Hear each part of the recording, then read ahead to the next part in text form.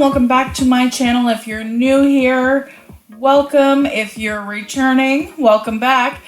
And if you really want to help me out, make sure you're following the podcast anywhere you listen to podcasts.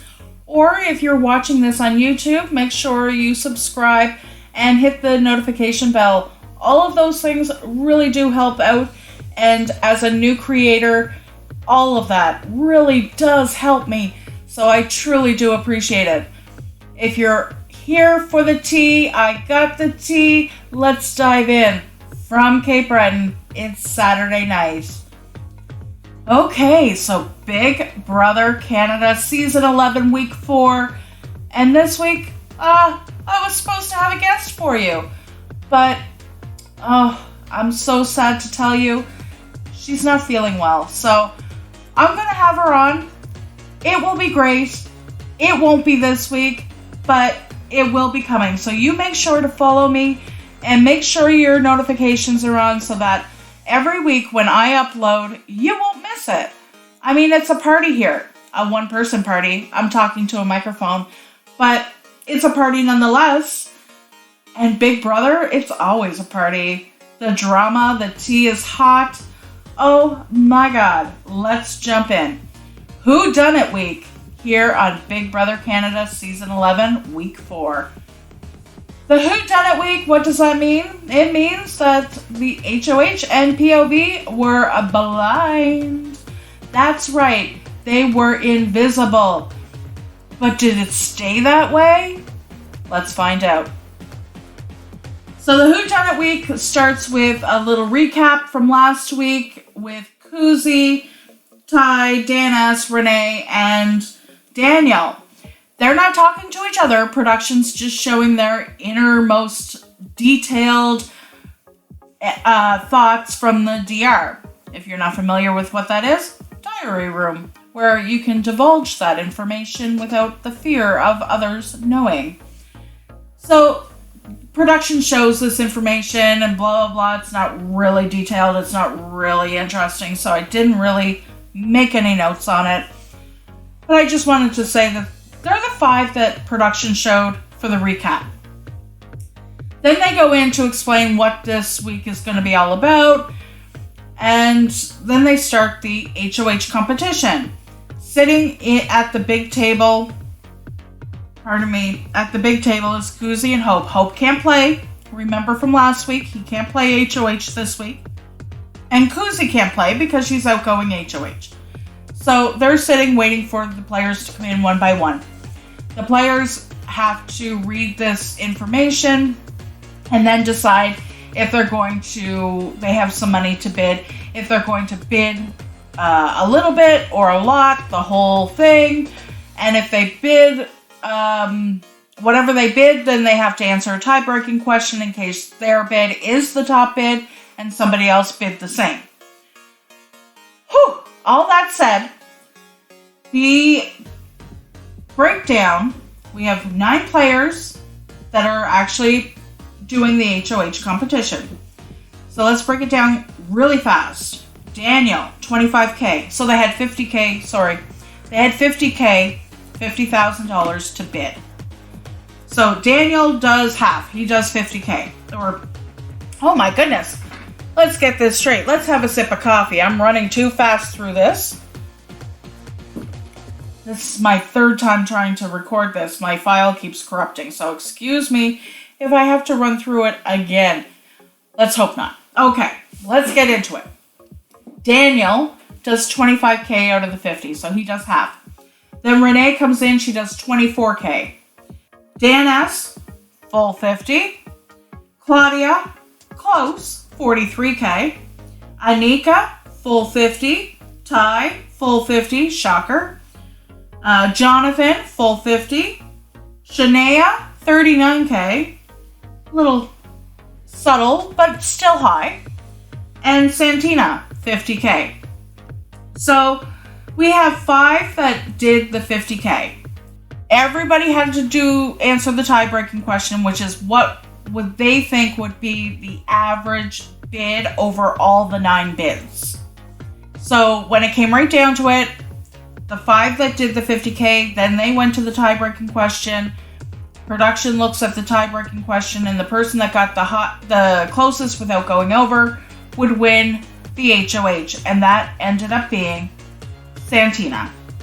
Question: what's with Big Brother players opening their damn mouths? Like, really? So this, if you haven't caught in the last 5 minutes, I said it's invisible. They're playing blind, which means you don't have to tell anybody. You can keep your mouth shut and play as if you're not HOH, so there's no blood on your hands. Big Brother is giving you a huge opportunity here to make a big move with no blood. But of course, there's a lot of smart people in the house, and they start gabbing and they start trying to figure it out.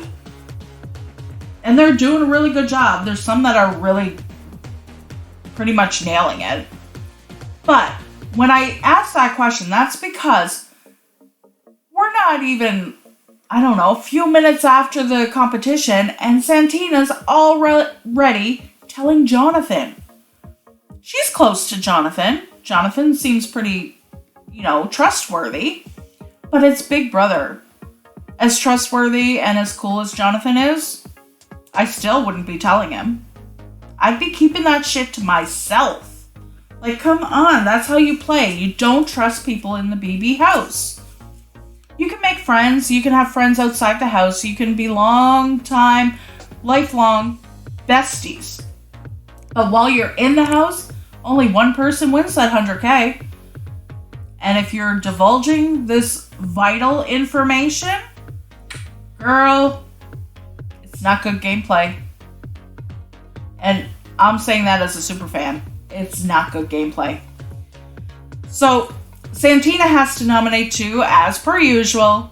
And she noms Ty, which I think she wants to make a big move. But I also think she's trying to throw the scent off her HOH because she's kind of tight with Ty. So why would she nominate Ty? And she acts all like, oh my God, my boy's up there, my boy's up there. She's not a great actress. I love Santina. I think she's actually a good player. But these 2 things, not great. And Dan S. So Ty and Dan S.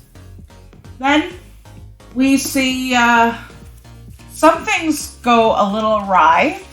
There's some question as to who the HOH is. And Santina's trying to throw the scent off herself. Some people are kind of questioning Renee. Does Renee have it? She looked this way, she looked that way, no emotion, blah, blah, blah. So Santina takes that and runs with it. Maybe it's Renee. I think it's Renee. Or it could be Anika. Anika's name gets thrown in there. So they're pretty much the primary suspects. We have Santina, Renee, and Anika. And as the week progresses, we see a big fight happen where Santina is asked directly amongst the whole house, and she says, yeah, I said Renee's name. Yeah, I said Anika's name. Then Anika comes down into the kitchen. She gets fiery. Renee is fiery. Dan S is fiery. Ty is fiery. It's just like, what's up with this yelling and screaming? You just deflect. And I know I say that cavalier and like it's easy to do. It's not. When somebody's coming at you and confronting you, and Ty is a big guy and he's really good at confrontation. Like, he's really good at making you feel like you're backed into a corner. But there is a way to deflect. Maybe deflect with sarcasm, or maybe deflect in some other way by saying, you know what? You're right, it could be me, but I'm not. So there are ways in which you can deflect, and if the house guests have figured it out, and at the end of the day, you can just say, listen, if you figured it out, you figured it out, but I can't say one way or another if that's me. I'm telling you it's not, but we'll just have to wait and see at the end of the day when we watch the whole season over. And just leave it at that. There's no need to be yelling and screaming. I think that was all for television, to to be quite honest. The drama was hot. The drama was real. But I think it was more for, let's make good TV. And frankly, I would rather see true gameplay than the drama. BB production, if you're listening, more gameplay, less drama. That would be awesome. I mean, really good gameplay. I mean, strategy level gameplay. Like, Santina, you found that note in the library, like, I think that was week 1 or week 2. Why aren't you, like, sneaking off to the library every second you have to find more? Maybe there's a hidden veto. Maybe there's a power of some kind. Come on, you gotta do the work. And again, guys, I'm not watching any of the daily digital dailies or behind the scenes, deleted scenes, spoilers, anything like that.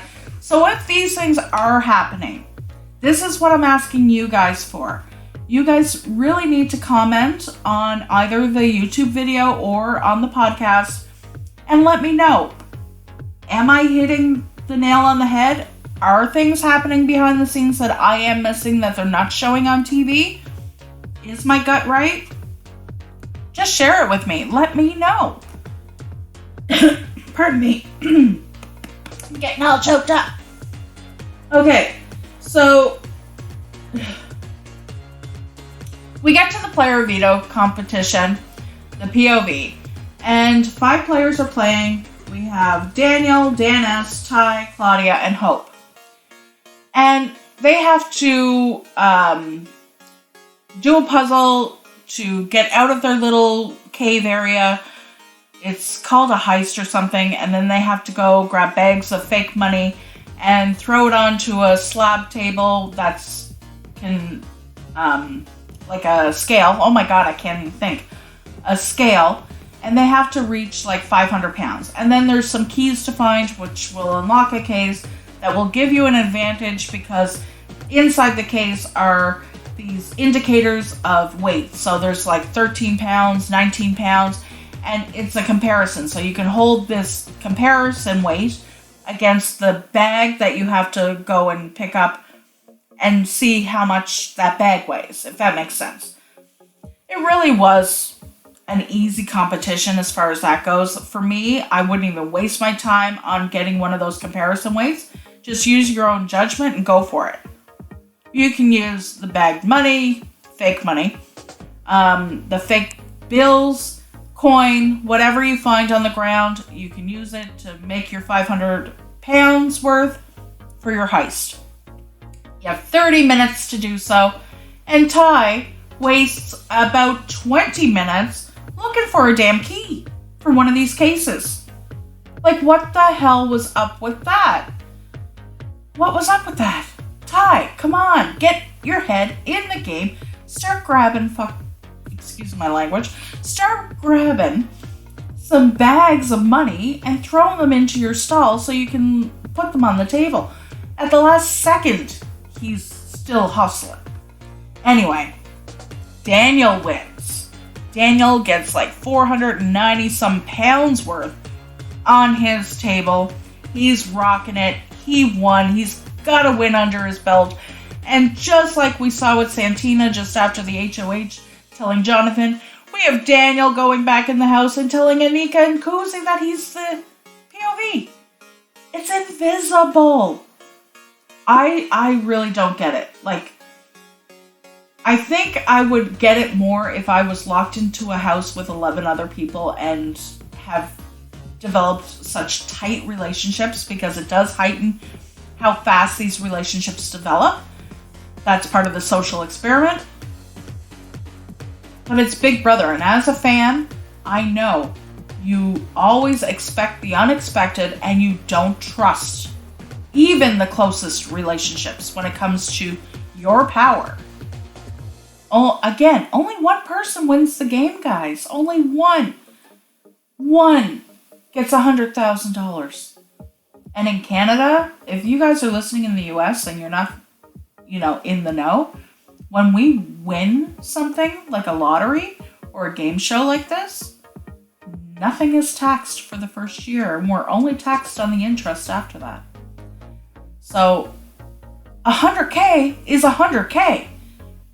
That's big money to us. Obviously not to Zach. Anyway,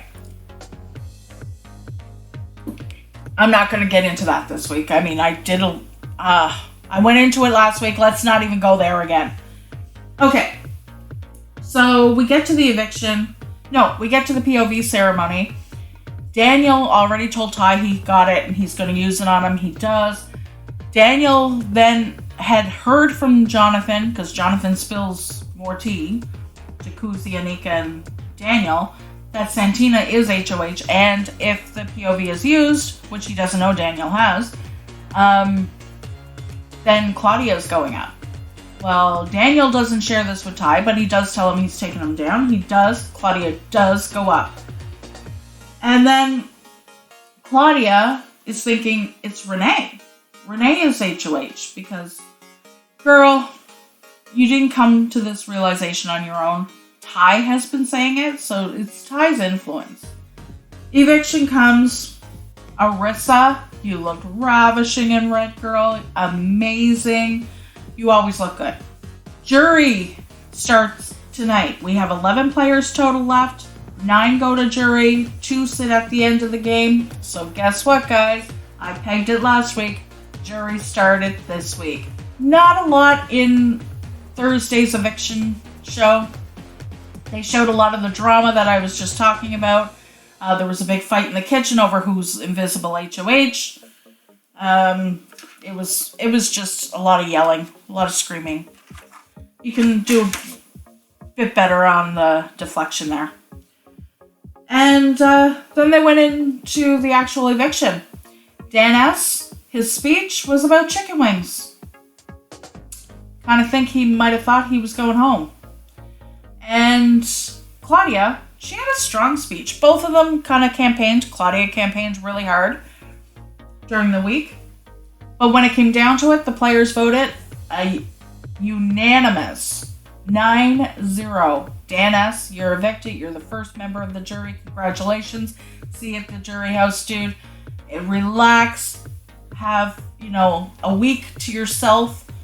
The jury house apparently is really nice. It's a mansion in Toronto with a pool and everything. God knows where it is. Have no idea on location. Don't care to know because, you know what? I don't think that's right when people find out and then go stalk the place. So I'm not even going to look. I'm never going to divulge that information here. Anyway, guys, that's it for this week.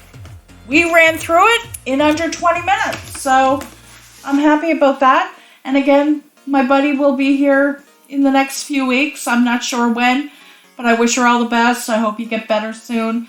And until then, take care, guys. See you later.